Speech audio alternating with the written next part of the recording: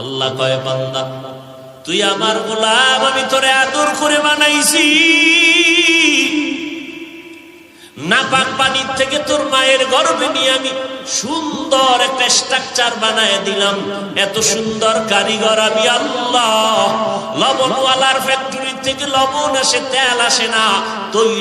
তৈলের ফ্যাক্টরির মালিকের ফ্যাক্টরি থেকে তৈল বের হয়, লবণ বের হয় না। আমি আল্লাহ কেমন কারিগর জানুনি। একই মায়ের গর্ভ থেকে 10টা সন্তান বের করেছি। তাকাইয়া দেখ, একজনের চেহারার সাথে আর একজনের চেহারার কোনো মিল নাই, একজনের কণ্ঠের সাথে অন্যের কণ্ঠের কোনো মিল নাই। শুধু তাই না, গোটা দুনিয়াতে কোটি কোটি কোটি কোটি মানুষ সৃষ্টি করলাম। নজর করে দেখ, একজনের আঙ্গুলের টিপের রেখার সাথে জগতের কারো রেখায় মিল নাই।